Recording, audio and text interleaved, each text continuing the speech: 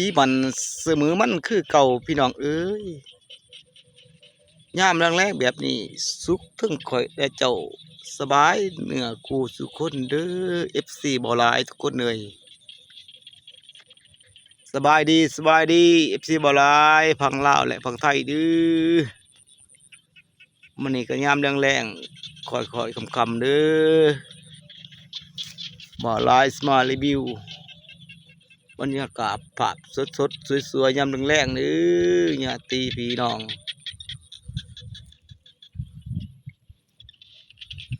งเอ้ยเพิ่นว่า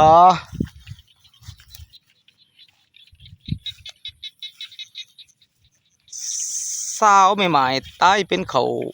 เขียวคือเท่าตายสิก้มหน้าเกี่ยวบาดว่าสาวไม่ห่างตายเป็นเขามากาแก้มหญ้ากาสิเล่มเด้อพี่น้องเล่มก็เล่มบ่ได้เล่มก็เล่มบ่ได้ขึงห้ำอายสิฮอนก็ฮอนเนาะบ่ได้อายสิอมเสือสิงมานอนกิ่งกอมพะนางเบิ่งเด้คนสวยเอ่ยคำแพงเอ่ยมื้อนี้ภาพบรรยากาศสวยๆเด้อทุกคน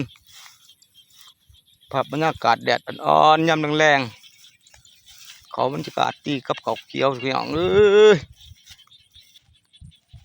เขาเขียวๆทุ่มอยู่ยามแรงๆแบบนี้บรรยากาศสวยดี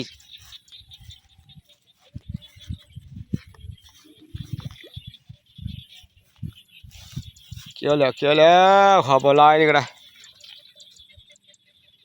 ถือพุ้ยเขียวกลุ่มเลยทุกคนเอ้ย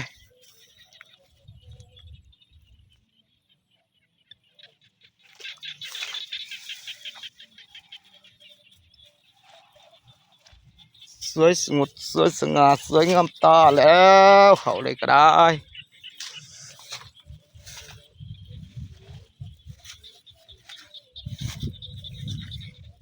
ถือพุ้ยเขียวกลุ่มเลย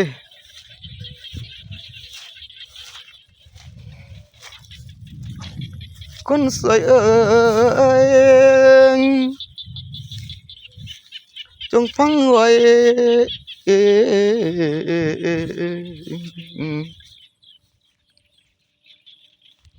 ให้มันใน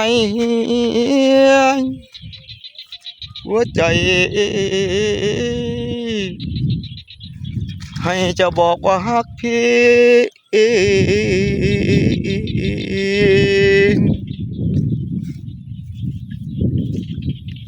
แก้ปัญหาอย่างนี้ให้จะบอกว่าฮักอายบัดตอนท้ายพี่สิหอม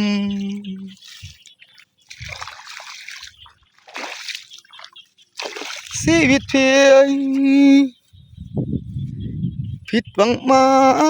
บ่แม่นน้อยตั้งแต่พี่มีความหวังเป็นหยังก่อนสิไขฟ้าทีสร้างเบิ่งใจเอาเด้อน้อง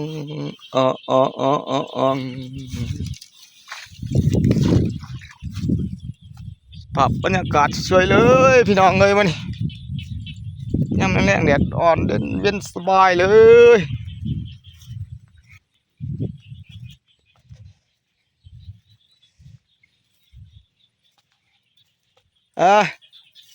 มื้อนี้บ่หลายก็สิลงน้องปลาทุกคนเอ้ย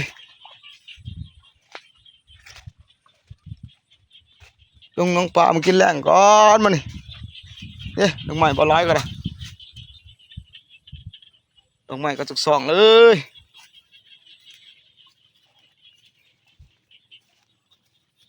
เป็นไงหัวหน้าแว่น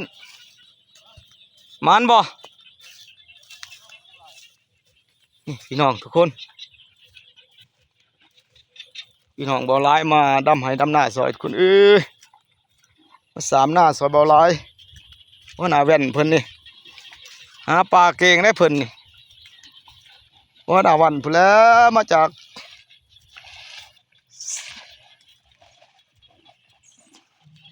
สายถาเส้นเฮียงพุ่นแหละทุกคนเอ้ย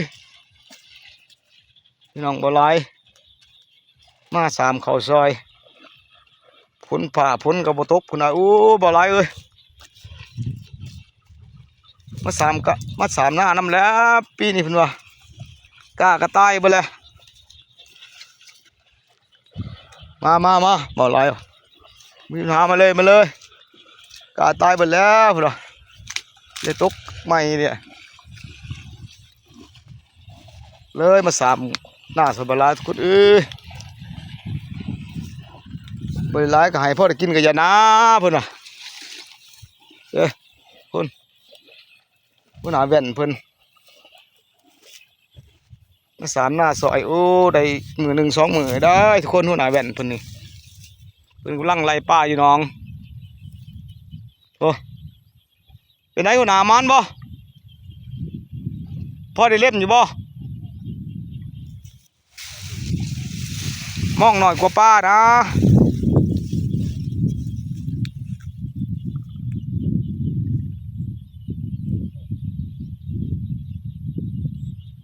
เพิ่นยาป่าทุกคนหัวหน้าแว่นเพิ่นโอ้ดูหากินได้เพิ่นอยู่สายแซงเฮียงเด้หากินเก่งได้เพิ่นฮะเพิ่นเอาเลยผู้ปานุจันทร์เฮายังคนผู้หัวหน้าแว่นเพิ่นมันดี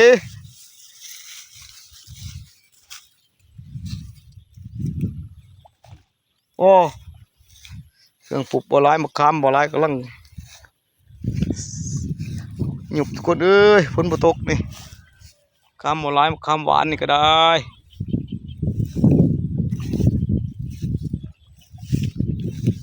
หัวหน้าแว่นเพิ่นมาแล้วมื้อนี้เพิ่นเช็ดจำบ่มื้อนี้หัวหน้าแว่นเพิ่น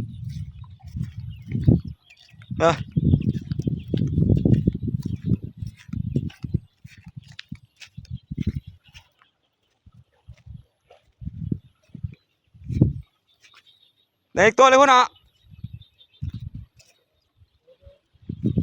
โอ้หัวหน้าแว่นเพิ่นมาแล้วเพิ่นสิจำป้าแล้วแบลงนี่เพิ่นว่าได้แว่นมาแต่พุ่นแล้วสายทาพุ่นแหละเพิ่นมาสามเขาสบายหลายกล้าเพิ่นกระต่ายไปเลยเพิ่นว่า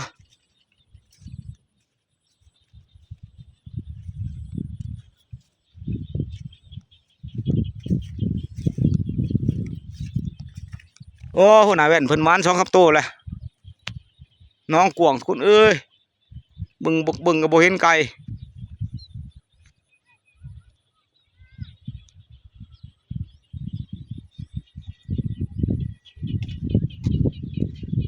สามีแล้วทุกคนแรกมื้อนี้ก็สุขดีทุกคนนอนหลับฝันดีเด้อ FC บ่หลายทุกคนนอนพันเอาเหล็กเอาเบอร์ถือหวยรวยเบอร์ทุกคน FC บ่หลายโอ้หัวหน้าเพิ่นก็มาลกกะลายลิมื้อนี้100 200เลยมื้อนี้โอ้